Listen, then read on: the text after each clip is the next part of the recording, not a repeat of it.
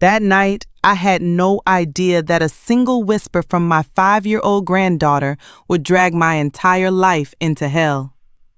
Lily clutched my hand tightly, her eyes trembling as she said, "Grandma, Mommy told me not to talk about the girl in the basement."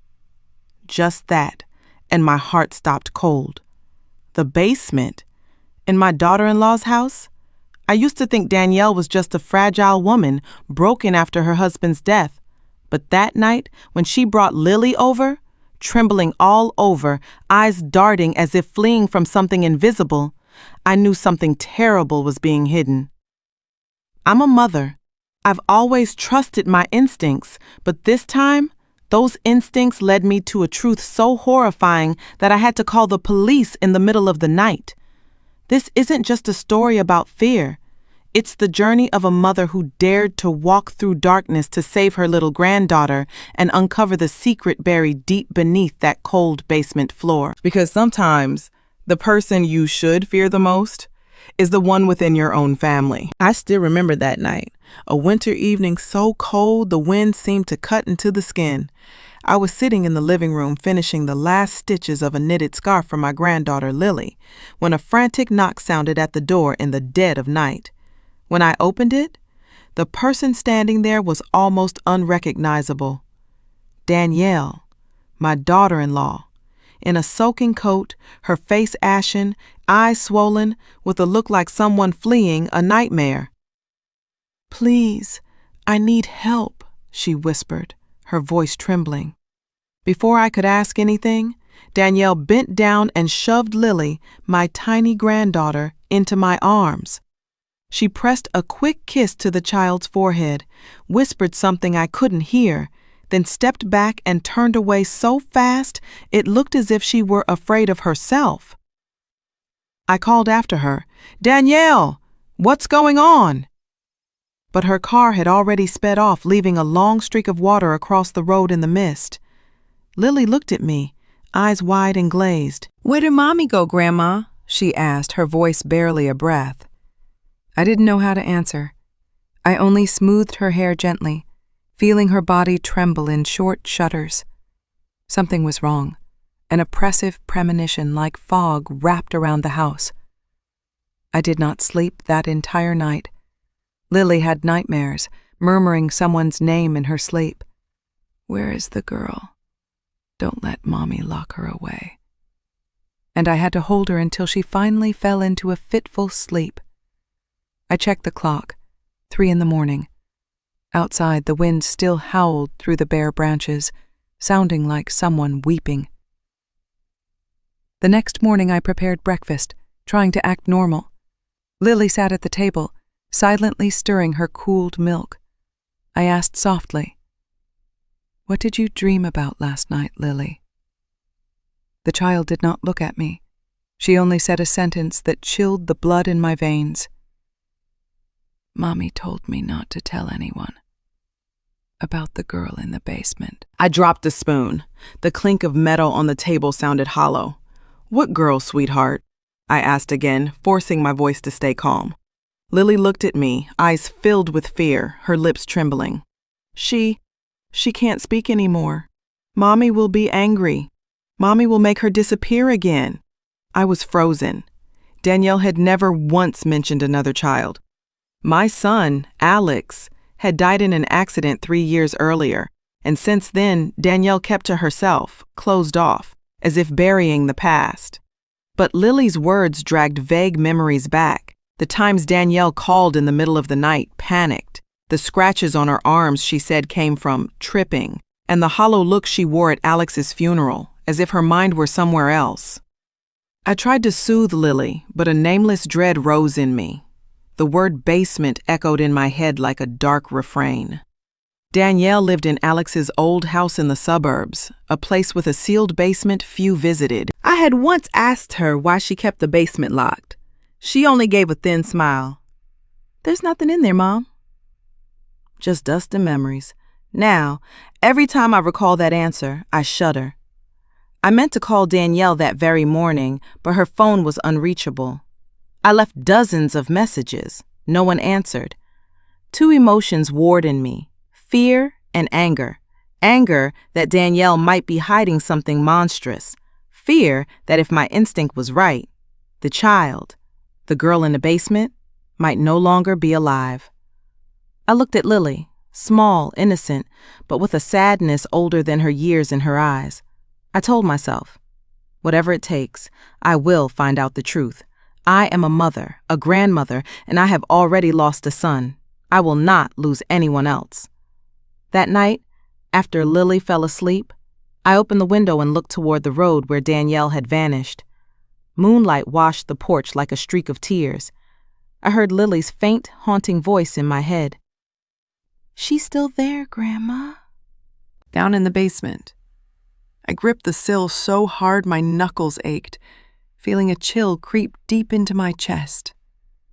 If the child's words were true, if there had been a girl kept in that house, then I would be the first to pull her out of the darkness. Even if it meant confronting my own daughter-in-law. Even if it cost me everything I had left. Because sometimes, the silence inside a family is not peace. It is where guilt lies sleeping, waiting to be woken. That night, I couldn't close my eyes. Lily's voice kept echoing in my mind like a distorted lullaby. Mommy said not to talk about the girl in the basement.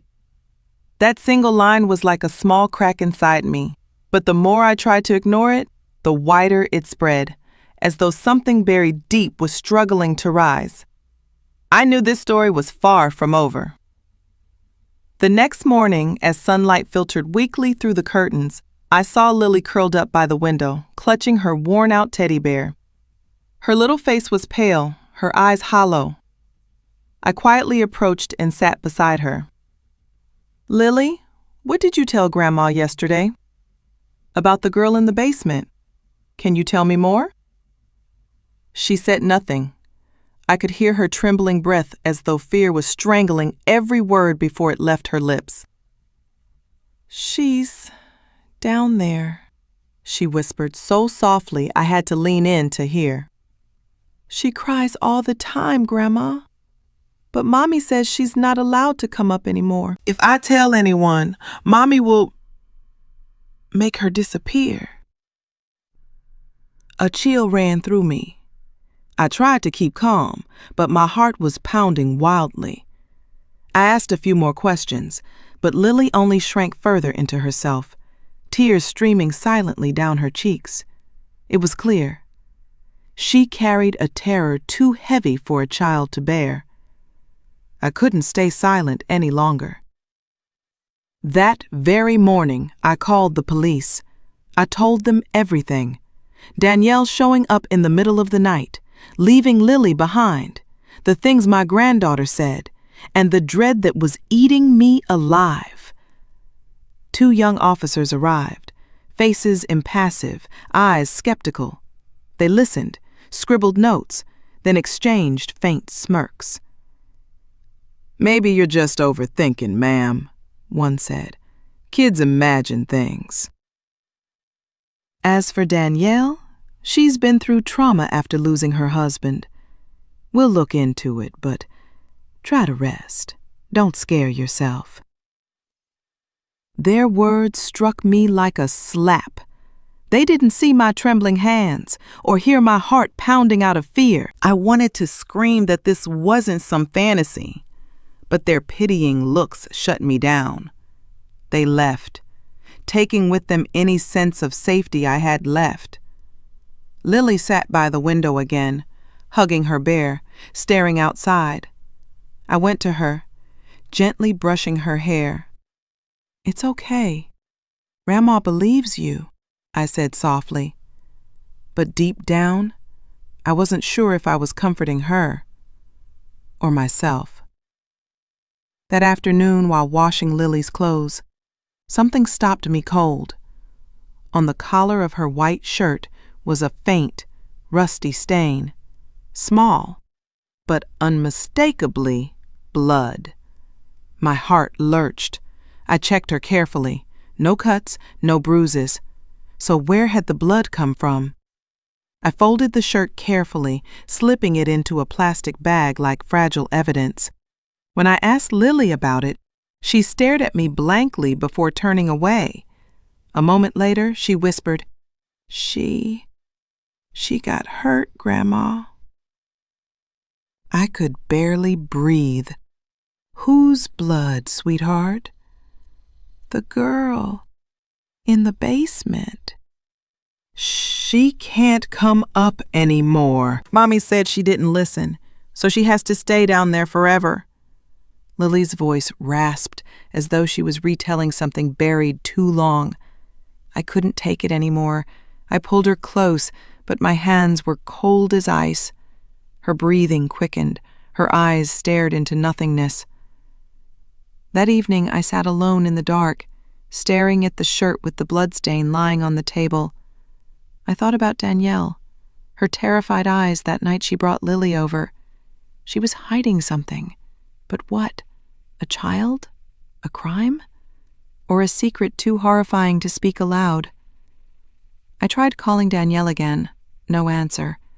I left a message, my voice trembling. "Danielle, I know something's wrong. If you don't want the police to come back, talk to me. Don't make me go further." Silence. Thick, suffocating silence. Like the basement itself, where every truth had been buried deep under darkness. I knew then there was no turning back. I had called the police. They didn't believe me. I had only one choice left: to uncover the truth myself. And somewhere deep inside, something stirred. A feeling I thought had died with Alex. Anger. Not the anger of being deceived, but the fury of a mother watching her grandchild hurt, unseen and unbelieved. I clenched the shirt in my hands. That tiny smear of blood might be the only thing leading me to the truth. Whoever, or whatever, was down in that basement, I would drag it into the light, along with every secret Danielle tried to bury. Since the night I found the bloodstain on Lily's shirt, I lived in a half-awake, half-dreaming state. Every tiny sound in the house made me start. Each time Lily sighed in her sleep, it felt as if someone were calling my name from some distant place. A hoarse voice choked in sobs. I knew the terrible thing was still happening, and sooner or later it would return. 3 days later, as my intuition predicted, Danielle came back. She appeared in the afternoon when the sun had turned golden and the tree shadows stretched long across the yard. The sound of a car stopping at the gate froze me. Lily was playing with dolls on the porch. When she saw her mother, she froze. Her face was not joyful, but terrified. I heard a toy drop onto the tiled floor. Danielle walked in with a cold demeanor, her face as pale as wax. No smile, no embrace for her daughter. She only said, "I'm here to take Lily." I held Lily back, forcing myself to stay calm.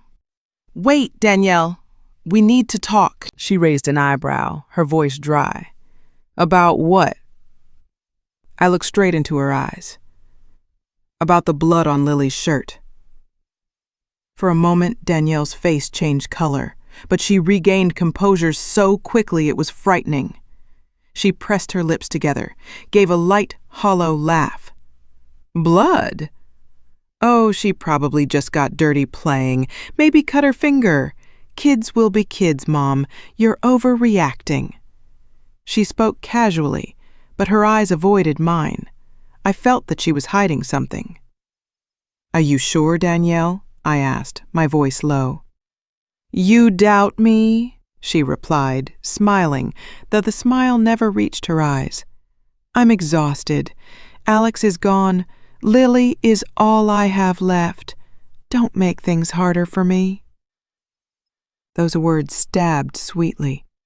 I watched her lead Lily to the car in silence, my heart heavy.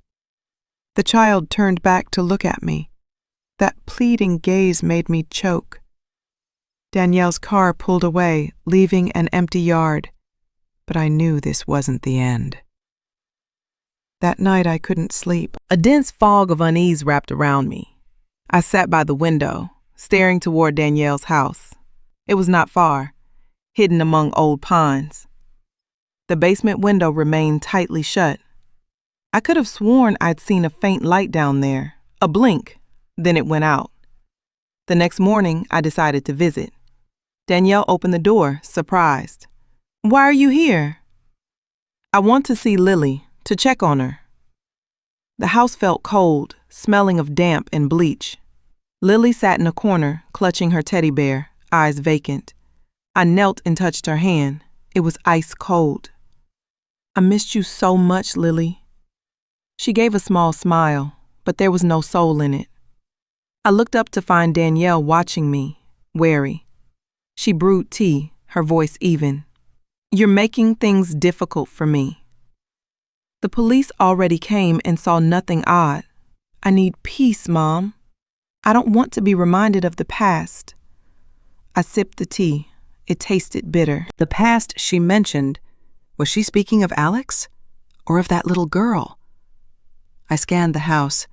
Every corner was unnaturally clean, as if scrubbed recently. But on the floor, near the door leading to the basement, I noticed a fresh brown streak of earth. "Danielle, why is your floor wet like this?" I asked. She turned, answer steady. "I just cleaned." Old house, damp, maybe mildew. But I knew that smell. It wasn't mildew. It was the smell of freshly turned soil. That night, I decided to follow her. I waited until late, when the lights in Danielle's house had gone out. I wrapped my coat tight and crept across the fence. The moon hung blurred, like an eye watching my every move. The house lay silent, with only the wind sighing through the pines. Then I saw her. Danielle came out the back door, carrying a black sack. She looked around as if afraid of being seen, then walked straight into the backyard. I held my breath, hiding behind the trees. Moonlight washed her face, making it pale and taut like a mask. She dug. Each shovel stroke sounded slow and hollow. I watched dirt fly, then saw her kneel and slide the sack into the hole. For a moment, something protruded from the mouth of the sack, small, white, like the hand of a child. I nearly screamed, but my hand flew to my mouth. Danielle covered the hole with soil, layer by layer, then stood and wiped sweat from her brow. She lifted her head and scanned the darkness. Her eyes swept in my direction. My heart stopped. I don't know how I got back home. I only remember collapsing onto my floor, my whole body shaking. One thought filled my head. What she buried was not trash. I had tried to tell myself Danielle was simply a woman unhinged by loss, but now I knew I faced something else, a darkness shaped like a human being.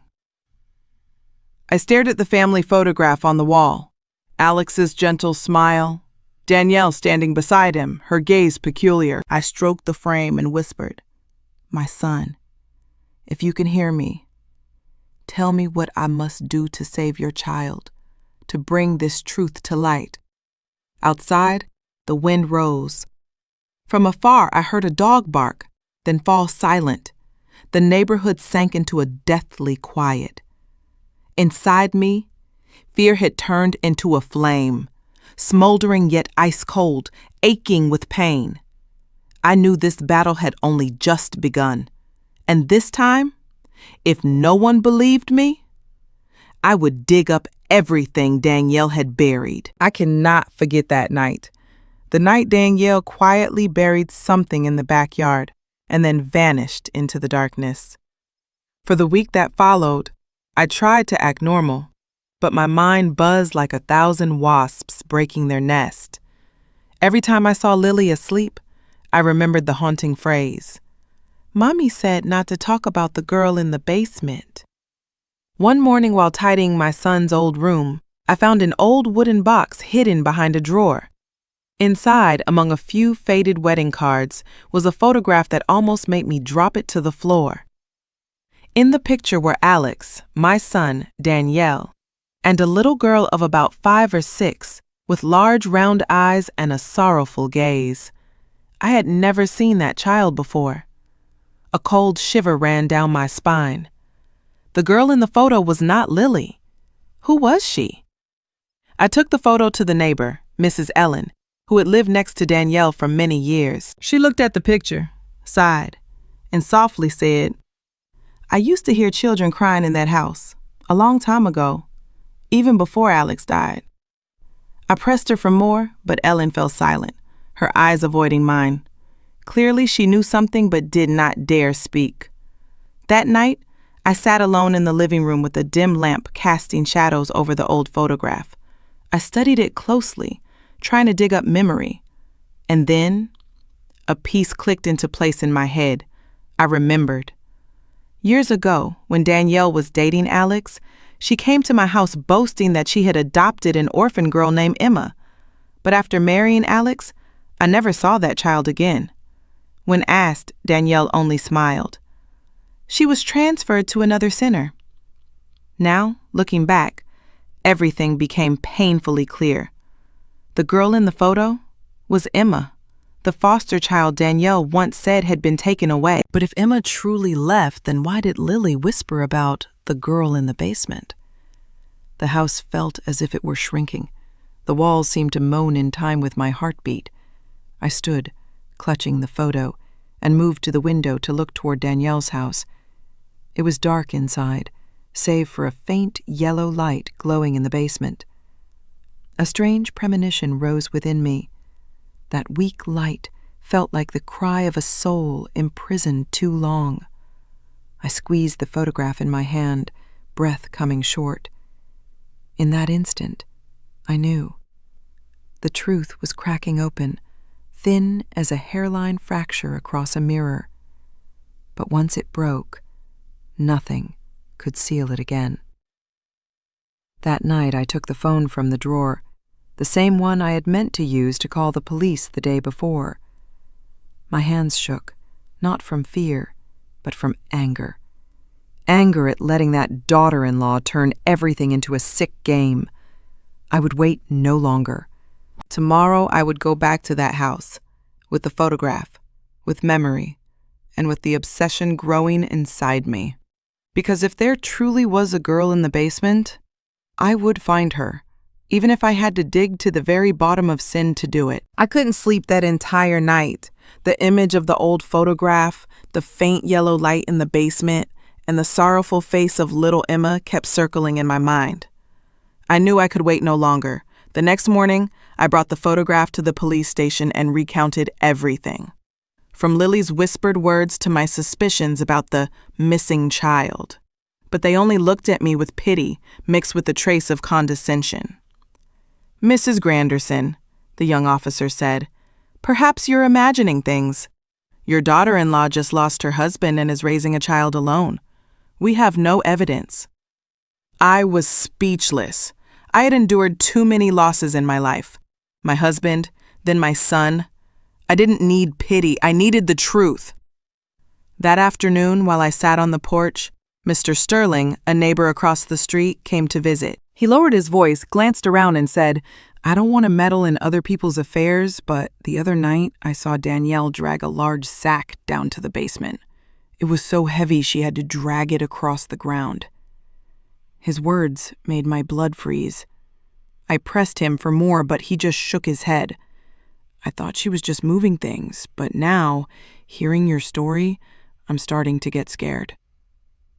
I immediately called the police again, asking them to check Danielle's house. This time, Sterling came to testify. 2 officers arrived, opened the basement, but everything was clean. No blood, no sack, no trace. Only the overpowering smell of bleach that made it hard to breathe. "See, Mrs. Granderson," they said, "there's nothing here." I stood there, staring at the cold room, neon lights casting pale blue-white illumination on bare walls. But when I touched the surface of the wall, I felt a tiny, fresh crack, twisting like a vein. Under my fingertips, the wall was still damp, as if it had just been plastered. I looked up and caught Danielle's icy gaze. "Imagining things again, Mom?" she scoffed. "If you have free time, maybe you should see a doctor." I said nothing. I only clutched the photograph of Emma tightly. The girl in the photo seemed to be looking at me, eyes pleading. I knew I wasn't crazy. I knew something was being buried right behind this wall. That night, I went over to Sterling's house to thank him for his help. He laughed. "We'll find out the truth, ma'am. I watch Danielle's house every night." But he wouldn't have the chance to do that. 2 days later, I heard the wail of an ambulance. Sterling was found lying motionless at the foot of his stairs. The police claimed it was an accidental fall, but I knew better. He could not have fallen by himself. He was careful, a former construction engineer. As they carried his body away, I looked toward Danielle's house. She stood behind the window, smiling faintly, a smile that sent shivers down my spine. I returned home, locked the doors, and sat in silence for hours. The crack in the wall, the image of Sterling falling, everything merged into a warning. I no longer believed in coincidences. Every event, every death, was a piece in the dark game Danielle was orchestrating. I knew she thought I would be afraid, that I would stay silent, that I would accept it. But she had forgotten one thing. I had nothing left to lose. Night fell. I held the flashlight and looked toward the neighboring house. The wind blew through the trees, carrying a faint whistling, like someone whispering behind the concrete walls. I whispered softly, as if making a vow. "Emma, if you're there, I will find you. Even if this wall must crumble to reach you, because sometimes the truth is not hidden behind the wall. It is in the very first crack, where darkness begins to seep in." After Sterling's death, I lived in a prolonged state of emptiness and fear. The police called it an unfortunate accident, but deep down, I knew it was a warning, a silent message from Danielle. In the following days, the house across the street remained closed and silent, leaving only Lily and me in an atmosphere so cold it felt as if darkness had crept into every corner of the walls. I began hearing strange sounds at night, footsteps in the hallway, faint knocks on the windows, and sometimes the echo of a child's laughter from Danielle's basement. I told the police about it, but they looked at me as one would an elderly person losing their mind. One officer even advised me to rest and avoid letting your mind be haunted by tragedy. Then rumors began to spread. Danielle told the neighbors that I was mentally unstable, that after my son's death, I had become paranoid. They looked at me with suspicion, avoiding me, as if I carried a curse. I began to realize Danielle didn't just kill with her hands. She killed with words. One morning when I went to visit Lily, Danielle's door was locked tight. I knocked repeatedly until she finally opened, her face perfectly made up, a fake smile plastered across her features. "Mom, you should rest. Lily is scared of you. She said you've been saying strange things." "Strange?" I asked, my voice trembling. I was only asking her about the girl in the basement. Danielle's laugh was icy. "Listen to yourself. Hear the words you're saying."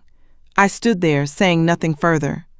Inside, I saw Lily bow her head, hugging her stuffed bear, eyes empty, as if she had been taught to forget. That evening, I reopened old video files on my son Alex's hard drive. I just wanted to hear his voice again, to feel that I wasn't alone.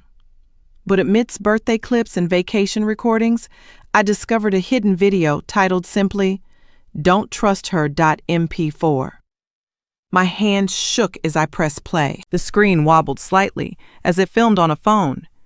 Alex sat in the living room, dim light casting shadows, his voice hoarse. "If anyone watches this video, maybe I was wrong to trust Danielle. There's something wrong with her. I hear someone in the basement, but Danielle says no one's there. I don't know if I'm imagining it or if there really is someone down there." The clip ended abruptly. No further images. I buried my head in my hands, tears flowing uncontrollably. Alex, my son, had known, and perhaps he had died for knowing too much. The next morning, the police arrived. Danielle stood just outside the door, feigning concern. "Mrs. Granderson?" the officer said. We have received reports that you are showing signs of paranoia and are affecting your granddaughter. According to regulations, Lily will temporarily stay with her mother to ensure her safety." I froze. I looked at Danielle. She smiled, her eyes gleaming with triumph. "Don't worry, Mom," she whispered. "I'll take better care of Lily than anyone else." As they led Lily away, the little girl looked back at me, lips trembling. "Grandma, Mom told me not to talk about that girl anymore." Those words were the final knife to my heart. The car doors shut, taking Lily far away, leaving me alone in the silent house. I looked around, at every frame, every wall. It felt like everything was suffocating me. Danielle had taken everything. My son, my granddaughter, and even my dignity. But what she didn't know was that I had that video. And that video was the first crack that would shatter her perfect mask. I turned the screen on again, stopping at the frame of Alex staring straight into the camera. "If you're watching this, Mom, trust your instincts." My son's voice filled me with strength. I nodded softly. "Yes, Alex. I trust." From that moment, I knew this was no longer a matter of the past. This was a mother's war against lies, darkness, and the sins hidden within her own family. And I would not stop until the truth was revealed. Ever since the police took Lily back to live with her mother, my house had become unbearably silent. Every corner, every creak of the wooden floor reminded me of one thing. I had failed. Danielle had won, at least for now. But Alex's video was still in my hands, and every time I heard his voice, a fire reignited within me. I couldn't let my son's death remain in vain. I had to uncover the truth, no matter the cost. I began following Danielle. She seemed calm, but I knew beneath that mask she was trembling. I noticed her leaving the house late in the mornings, carrying a large bag, and returning before dark. The basement door was always locked, and whenever I passed by, faint noises would echo from below. One afternoon, Danielle drove off somewhere. I knew this was my chance. I went to her house. The spare key Alex had once given me still fit perfectly. My hand shook as I turned it. The house was immaculate to the point of lifelessness. Every item placed precisely, like a stage awaiting its actors. I stepped quietly down into the basement, where the faint smell of bleach lingered. A small light bulb flickered above, casting shadows across gray concrete walls. I ran my fingers along one wall I'd once noticed had a crack, and felt a subtle bulge, as if a section had been freshly plastered. I pressed harder. A soft click broke the silence. The wall shifted slightly, revealing a narrow gap, just enough for me to glimpse a small steel door hidden behind it. My heart pounded. I pulled the door open, and a rush of cold air, like the breath of something long dead, spilled out. Inside was a cramped room, barely 3 meters wide, its walls bare concrete, no windows. In the center sat a wooden chair with frayed rope marks on the arms and a torn doll lying on the floor. I stepped closer, fingertips brushing the seat. On the wall, faint words were scrawled in pencil. "I'm cold. Please don't lock me in again." "Mom?" I stumbled backward, hands trembling uncontrollably. I couldn't tell if I was more terrified or furious. Pain, rage, and grief mixed inside me until my chest ached.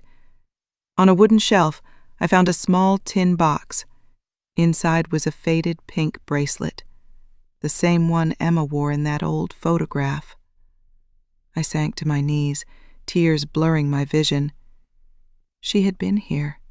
She had truly been locked in here.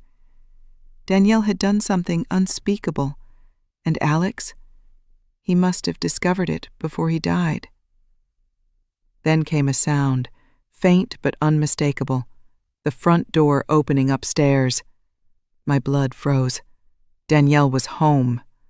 My heart hammered against my ribs as I hurried toward the stairs, but before I could reach them, the metallic clink of a lock echoed above me.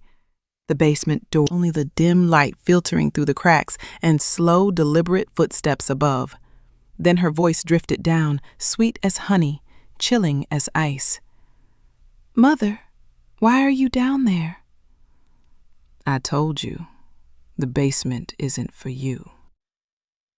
My throat tightened, panic surged, but through the chaos in my mind, Alex's voice returned. "Mom, trust your instincts." I looked around frantically for another way out. In one corner, I spotted a narrow vent shaft. I crawled toward it, scraping my arms raw as I forced myself through.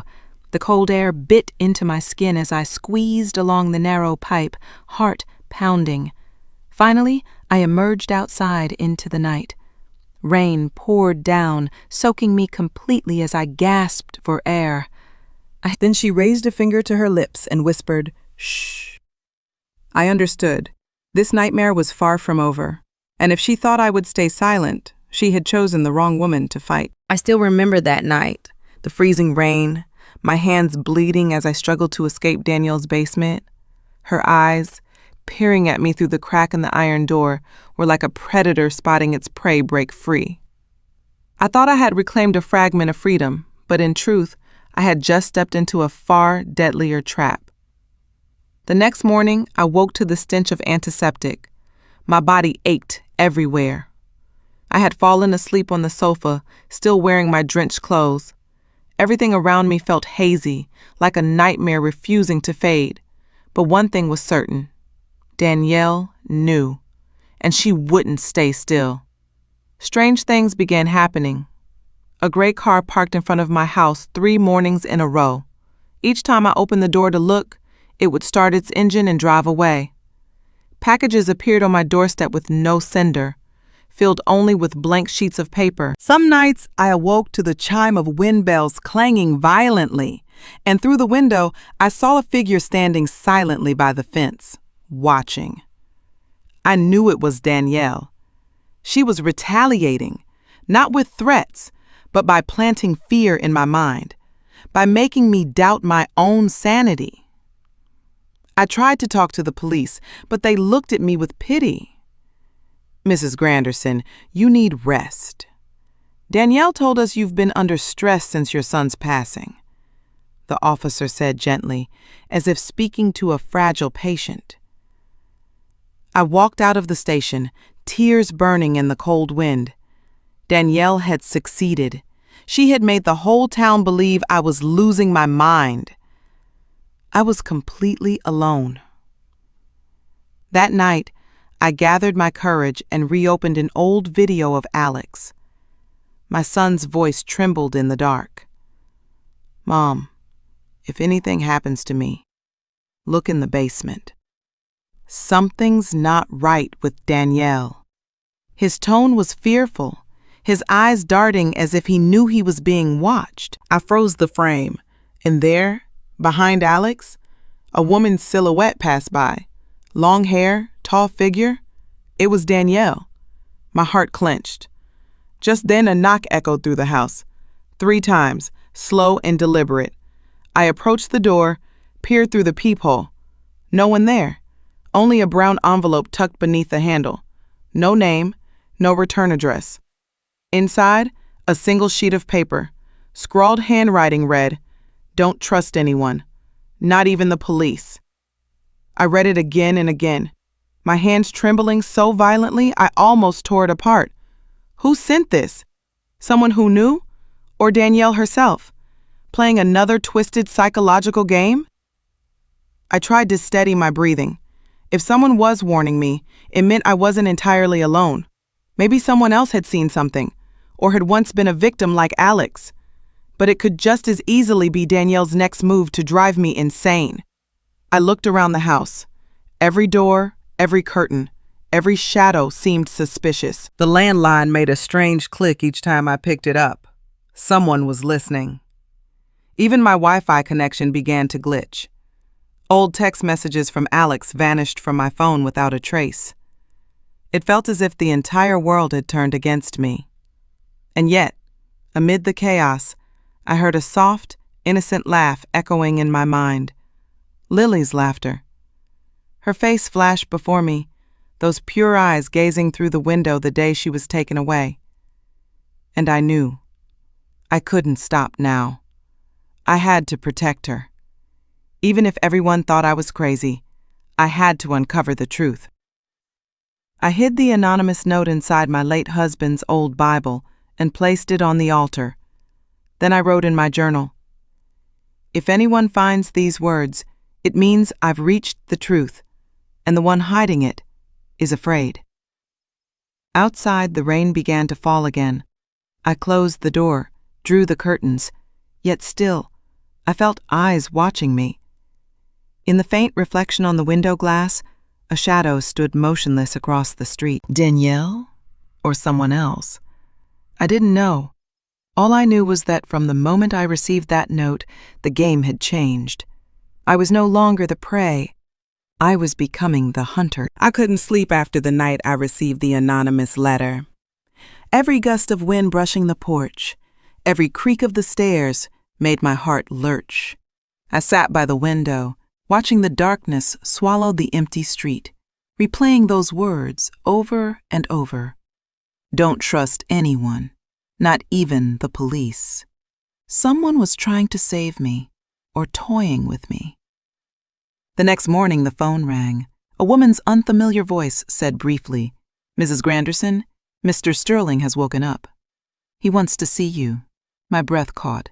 Sterling, the kind neighbor who had once witnessed Danielle dragging a sack into the basement, had been in a coma for weeks after the accident, and now he wanted to see me? I went to the hospital, torn between fear and hope. The smell of antiseptic clung thick in the air. Room 312 sat at the end of the hallway, dimly lit by a flickering ceiling lamp. When I stepped inside, Sterling lay there, frail, wax pale, barely breathing. He opened his eyes weakly and whispered, "Mrs. Granderson?" His lips trembled. "She hid the girl in the basement." My body froze. I gripped his cold hand, tears spilling onto the white sheets. "Who, Sterling? Danielle? What girl?" He tried to move, but the monitor suddenly screamed with urgency. He squeezed my hand, his fingers trembling as if tracing words in the air, then went still. The line on the heart monitor flattened. I screamed for the doctor, but it was too late. Sterling was gone, moments after his final confession. I stood there, paralyzed in the sterile silence, my heart heavy as lead. Part of me wanted to believe it was coincidence, but the other part, the part that had lived long enough to recognize evil, knew Danielle would never let anyone speak her secret and live. That afternoon, rain poured relentlessly as I walked home. Each step echoed like a ticking clock. I made tea, sat by the window, my mind blank, until the phone rang again. Unknown number. A man's rough voice rasped through the static. "Stay away from the basement." "You're killing yourself." I stayed silent. "Who is this?" No answer, only the hiss of wind before the line went dead. I sat for hours, sensing eyes on me from the shadows. The house felt alive, thick with darkness, filled only with the tick of the clock and the pounding of my heart. I turned on the light. The morning newspaper still lay on the table, the bold headline screaming across half the page. "Sterling Matthews, accident or silenced?" Beneath his photo, the article read, "Witness in 2019 disappearance dies under suspicious circumstances. Police report no signs of foul play. My hands trembled as I folded the paper.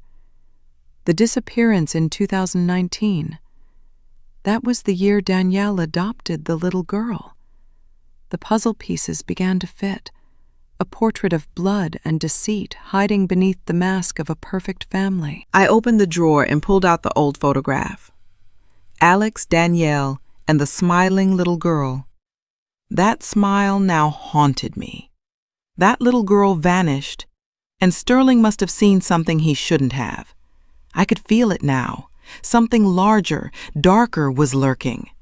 A chain of crimes buried beneath the illusion of love and motherhood. And I was the only one left to expose it. That night, as I was about to lock the door, a faint noise came from the porch. A damp envelope lay under the mat, rain-soaked, the handwriting jagged and uneven. "You've gone too far. Go back to the basement before they come." My hands shook violently as I held it. They? Who were they? Danielle? Or someone beyond her? Whatever the answer, I knew one thing for certain. The game wasn't over. I closed the door, turned off the lights, and caught my reflection in the mirror. A worn face, hollow eyes carved with sleeplessness and rage. I whispered to myself, "Alex, I promise you, I'll find the truth, even if it costs me my life." Outside, the wail of an ambulance cut through the storm. Lightning flashed, and in that split second, I saw it. A black car parked in front of Danielle's house. A shadow stepped out, opened the trunk, and dragged something down into the basement. Sterling had been right. The girl never left that house, and now if I didn't act soon, I'd be the next to disappear. I didn't sleep a single minute after Sterling's death. Outside, the wind howled in long, mournful waves, and the branches by my window screeched like someone crying out in pain. Each time I closed my eyes, I saw Sterling's hollow eyes again, pleading, terrified, right before his heart stopped. His final words echoed endlessly in my mind. She hid the girl in the basement. I knew what I had to do next. I couldn't rely on the police, not after they'd dismissed every warning I'd given. Yet, a small part of me, that old, stubborn faith in justice, whispered that I should try one last time. The next morning, I went to the police station. Lieutenant Pearson, the officer in charge of our district, greeted me with a forced smile. "Mrs. Granderson," he said softly, "we understand you're still grieving. But the Sterling Matthews case has been closed. It was an accident." I stared straight into his eyes. "An accident? A man dies seconds after revealing my daughter-in-law's secret, and you call that an accident?" He tilted his head, lowering his voice as if soothing a child. "Maybe you should rest.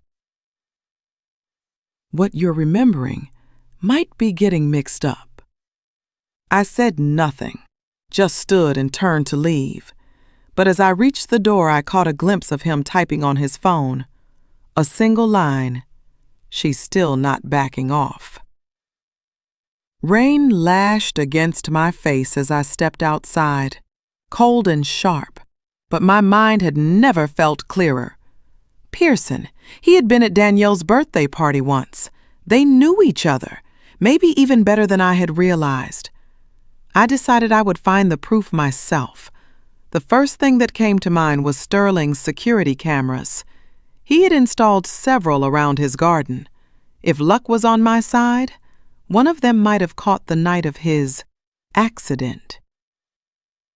That afternoon, I snuck to Sterling's house. The place was silent, the front door sealed with police tape. I circled to the back through the ivy-covered fence. In the corner of the wall, one of the small cameras was still there, dusty, but its indicator light flickered faintly. I found the DVR in the shed, miraculously still functional. I took it home and plugged it into Alex's old computer. The screen flickered, showing a grid of grainy, black and white footage. I scrolled to the night of the accident. 2 a.m. The image was faint, but I saw her. A woman's silhouette crossing Sterling's yard. Thin frame, steady stride. A dark coat. Danielle. She was dragging something heavy across the ground. I zoomed in. A small shape wrapped in a blanket. Not a sack, not an object. A child's body. My heart stopped. The footage went on, Danielle crouched by the old maple tree, glancing around before she began to dig. She buried whoever that was. Then headlights appeared at the edge of the frame. A police cruiser. Pearson stepped out. He didn't stop her. He helped her, shoveling dirt into the grave. The footage froze. I sat there for minutes, unable to breathe, the pounding of my heart drowning out everything else. The pain rose inside me, twisting, burning, until only fury remained. It wasn't just Danielle. The entire system was rotten. I printed the footage, copied it onto a USB, and tucked it into my jacket pocket. My hands trembled, but my eyes burned with clarity. I knew this was the key, the door to the truth, and maybe the edge of the abyss. As I stepped outside, headlights flashed from across the street. A black car sat idling, engine running, windows tinted. I couldn't see the driver. My pulse quickened as I hurried home. That night, the phone rang. Unknown number. Mrs. Granderson? Pearson's voice was cold, measured. You've just taken something that doesn't belong to you. I froze. Return the copy, he continued, if you ever want to see your granddaughter alive again. My throat tightened. What are you talking about? Where is Lily? The line went dead. I collapsed onto the chair, my body shaking uncontrollably. Outside, the wind battered the windows, rain pounding like a storm of vengeance. I knew, after tonight, there was no turning back. Danielle, Pearson, and the horrors beneath that basement. They were all tangled around me now. On the computer screen, the final frame still lingered, Danielle dragging the small body across the dirt. My reflection in the screen glowed faintly in the blue light, hollow, broken, but burning with resolve. "Alex," I whispered, my voice trembling but fierce. "If you could see me now, you'd know. I won't let them get away with this. Even if I have to burn this whole damn town to the ground." After the footage showing Danielle dragging a small body in the night had been copied onto the hard drive, I felt as if everything was about to end. I had the truth in my hands, or at least that's what I believed. But when I brought that video to the police station, the lieutenant I once trusted showed a flash of coldness. He watched it, said nothing, then declared that the evidence isn't clear enough. I knew immediately they were covering for Danielle. From that moment on, I couldn't sleep. Every time I closed my eyes, I saw Lily's face, those clear eyes, that tiny hand clinging to me. And deep inside, I felt that something terrible was about to happen. Then it did. One night, I received a message. "There's a fire at Sterling's house." I rushed to the scene. The house was full of smoke and the acrid smell of burning plastic. Danielle stood amid the crowd, tears streaming down her face, saying it was an electrical fault. The police believed her. The police believed her. Too quickly, too smoothly. But I did not. When I stared into Danielle's eyes, I did not see fear. I saw relief, as if she had just erased something. As the flames died down, I moved quietly among the ashes, my hands trembling as I sifted through charred wood. In the pouring rain, I found a small glint of metal under the black dust. A bracelet. That bracelet, I knew it instantly, belonged to Lily. It had been the gift I gave her on her 4th birthday, engraved Lily G in tiny letters. I collapsed. My legs went weak. The world fell away, leaving only the sound of rain and the wrenching sob lodged in my throat. The police declared they found no body in the rubble. They said Lily might have been elsewhere, that Danielle is not involved. But a mother's heart is never wrong. I knew Lily hadn't simply vanished. Danielle had done something, and the fire was a cover. I began to comb the scene again, studying every detail, every singed corner. There were traces of an accelerant, unusual scratch marks on the back hatch to the basement. I called the police, but they repeated the same tone. There is no conclusive evidence. I realized it wasn't only Danielle manipulating everything. Someone inside the police force stood with her. The house had been burned not only to erase evidence, but as a warning directed at me. That night I returned home in the slicing cold rain. In the dark, I noticed a black car parked not far from my house. As I stepped closer, it started and drove away.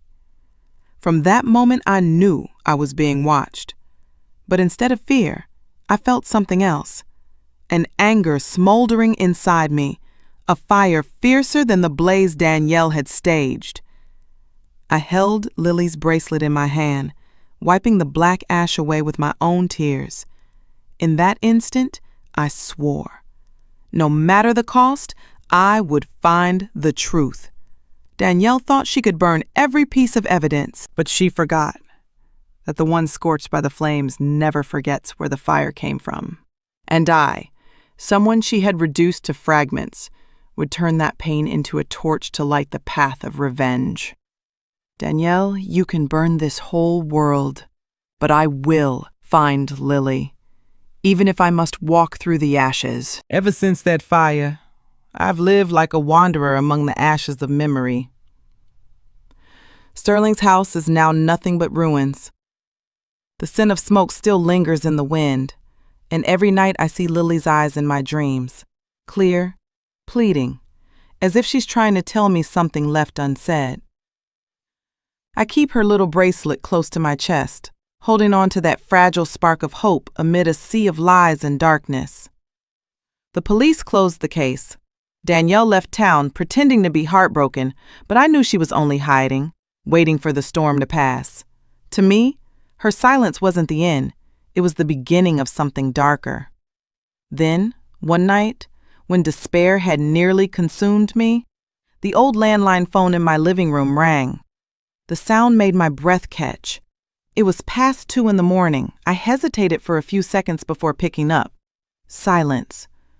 Wind whistling through the line, and then a trembling little voice. "Grandma." I froze. That voice. I couldn't mistake it. Lily, is that you? I almost screamed, torn between terror and hope. There was a pause, followed by quick, shaky breathing. "Grandma, Mommy locked me in the basement." My heart stopped. I shot to my feet, gripping the receiver so tight the blood drained from my fingers. "Lily, where are you? Tell Grandma where you are." But the small voice only managed a few weak words. "I'm scared. Mommy's coming back," before the call abruptly cut off. I tried calling back, but all I heard was the empty beep of a dead line. My mind spun. That call couldn't have been fake. It couldn't. I rushed to my room, opened my computer, and used the old tracking software Sterling had installed for me the year before. When the result appeared, my heart plummeted. The signal came from Sterling's house, the very place that had burned down, the place the police swore was nothing but ashes. I didn't think. I just drove. Rain slashed across the windshield as my car tore through the dark road. The old gate of Sterling's property loomed ahead, twisted and charred. The world was eerily silent. No lights, no sign of life, only wind and the ghostly scent of smoke still drifting in the night air. I grabbed a flashlight and stepped inside. The burned floorboards cracked under my feet. I headed straight for the basement, the same place where I had found Lily's bracelet. The door was sealed, but someone had already broken the lock. I took a deep breath, opened it, and a cold draft hit my face. Below was pure darkness. Step by trembling step, I descended the stairs.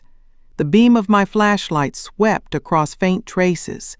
Scratch marks on the walls, torn ropes, and then something that froze my blood. A half-burned teddy bear. The one I had given Lily for Christmas last year. I knew she had been here. She might still be. Then, from the far corner of the basement came a faint click. The sound of a switch being flipped. The light flickered once, then went out. I looked up and saw a security camera mounted on the ceiling pointed straight at me. A sharp click echoed again, and my phone lit up with a new message. "You shouldn't have come back." I froze, my heart racing. Someone was watching. Danielle knew I was here. She could be nearby. I bolted toward the back door, but when I grabbed the handle, it didn't move. Locked, from the outside. In the darkness, a distorted, mocking voice echoed faintly. "Didn't you learn anything, mother-in-law?" That voice. Danielle. I swung the flashlight around, but all I saw were shadows twisting through the smoke. I knew.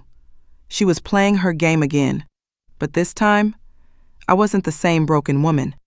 I seized an iron rod from the floor and slammed it into the basement door. The wood splintered apart, and I burst into the rain, gasping. But my eyes burned with fury and resolve. If Lily was alive, I would find her. If Danielle dared touch her again, I would make her understand what it means to lose everything. When I returned home, my phone lit up once more. A message. Anonymous. No name, no number. Want the truth? Come back to Sterling's house at midnight, alone. I stared out the window. The sky was pitch black. The wind howled through the trees, and a strange feeling stirred inside me.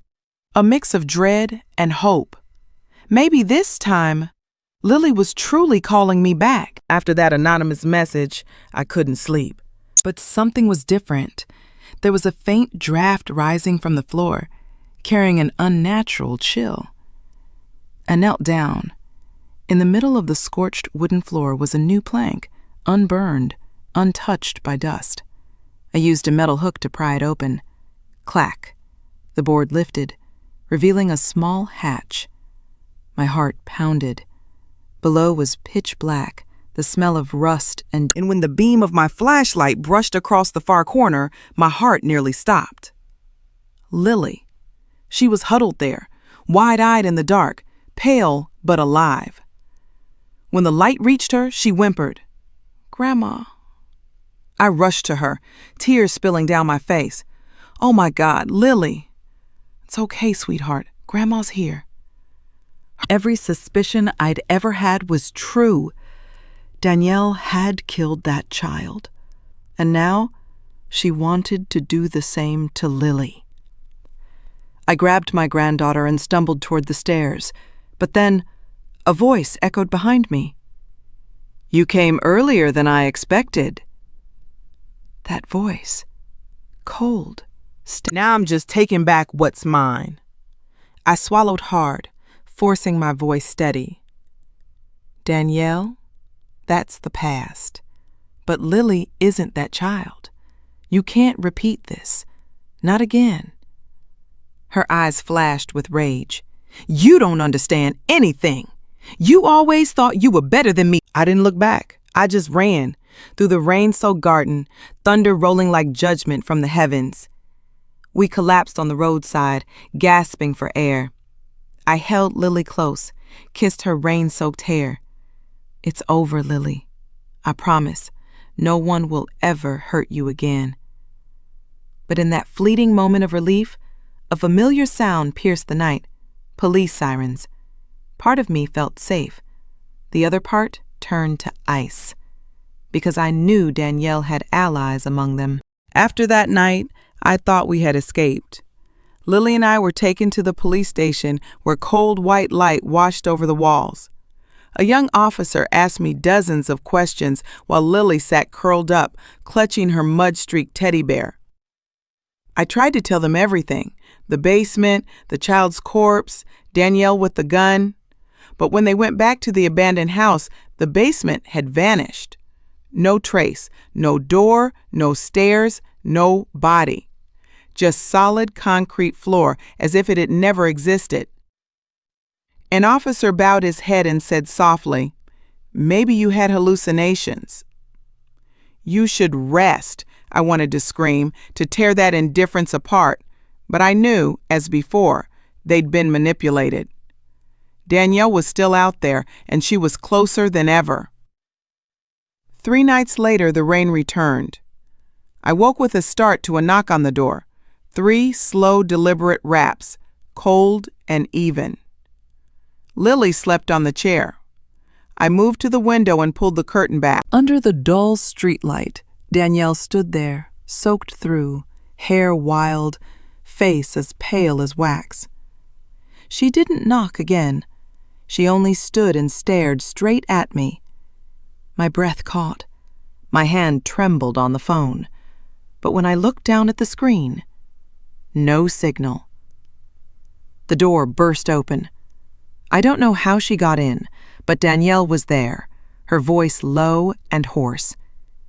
"You stole the child from me. Give her back." I planted myself in front of Lily, voice hoarse. "Danielle, stop. The child needs help, not to live in fear." She smiled, a half-mad, half-pained smile. "Help? I've spent my whole life helping. I gave them everything: love, sacrifice, trust. And what did they do? They took everything and left me alone." She pulled a gun from her coat. The barrel shook as she pointed it at me. I could see tears streaking down her cheek, mixing with the rain. "Alex promised he would stay with me forever," she choked.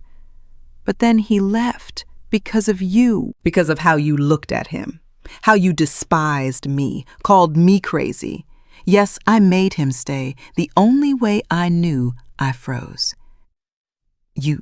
What did you do to Alex?" I asked. Danielle laughed, her voice cracking, falling into the void like a deep fracture. "He's asleep now, sleeping in my arms forever. You should thank me. At least I let him go with love." My blood ran cold. She had killed my son, my only child. I wanted to rush her, strangle her, scream the truth for the whole world to hear, but in that moment, Lily stirred awake. She whimpered, "Grandma." Danielle spun instantly, eyes wild. "My baby! Come to Mommy!" she cried. Lily recoiled, hiding behind my legs. I hugged her tight and shouted, "Danielle! You've destroyed enough. You are no one's mother." She shrieked, tears mixing with the rain. "No! I only wanted to keep my family. I only wanted to love, but everyone left me." The gun trembled in her hand. The streetlight flashed across the metal. In that instant, I no longer saw merely a murderer. I saw a woman who had lost everything, tortured by delusions of love and loneliness. But compassion alone could not save her. Danielle had gone too far. I gently pushed Lily behind me and whispered, "When I say run, you run. Don't look back." Danielle stepped forward, gun raised, eyes glistening. "You'll never understand a mother's love," she said. I exhaled, bitter. Real motherly love. doesn't kill your child." The gunshot rang, ear-splitting. Everything dissolved into a white flash. I fell, feeling heat brush my cheek. But it wasn't me. Danielle had been shot. She staggered back, hand clenched on the gun, eyes glazing. "Alex, I'm sorry," she whispered, then collapsed to the floor. I crouched, hands shaking as I picked up the gun, the very weapon she had dropped when she lost her balance. I don't remember whether I pulled the trigger or the police arrived in that instant. Only Lily's cry filled the house. "Grandma!" When I came to, ambulances crowded the yard. Danielle's body was covered with a white sheet. Rain still fell. The air smelled of smoke and blood. An officer put a hand on my shoulder. "You saved that child's life. She can't hurt anyone anymore." I looked at Lily. She sat in a nurse's arms, face streaked with rain and tears. She mouthed softly, "Grandma, will Mom come back?" I didn't answer. I simply stepped forward and held her tight. Outside, the sky was torn by lightning and rain poured as if trying to wash away every sin. But I knew there are stains no cleansing can remove, especially those that come from the very people you once called family. After that night, the rain finally eased, but inside me, the storm hadn't passed. The house lay in heavy silence, filled only with the smell of gunpowder and damp seeping through the cracked walls. Danielle was dead. The police had cleared the scene, taking away the gun, the shells, and her body. They said it was over, that Lily and I were safe. But how could it ever be over when my son Alex would never return? When within these walls still lingered the cries of a woman torn between love and madness, where no one could tell what was real and what was not.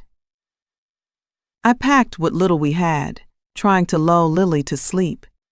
She drifted off clutching her torn teddy bear, lips murmuring words no one could understand. I stood by the window, staring into the garden, trampled by police boots, scarred by flashlights, and there, under the faint yellow glow, I saw something that froze my breath. The crack in the concrete, the one from the basement, had returned. I closed my eyes, whispering to myself, "It's just an illusion. It's over. Danielle is gone. No one can hurt us now." But deep down, I knew something hadn't left. The next day, the police came again. They asked a few questions, filed a report, and advised me to take Lily to a therapist because a child who's witnessed violence needs healing. I nodded, thanked them. But when they left, I saw Lily sitting by the stairs, staring at the crack in the floor, eyes wide and unblinking. "Lily!" I called softly. She turned, her voice barely a breath. "Grandma, she's crying." My body stiffened. "Who?" "The girl in the basement." My heart stopped. "Lily, you must have heard wrong. There's no one there." She shook her head, her tangled hair falling over her face. "Yes, there is. She wants to come out. She says she's cold." I knelt, pulling her close, forcing calm into my voice. "Lily, that was just a dream." But just then, the floor beneath us trembled, softly, as if something was moving underneath. That night I couldn't sleep.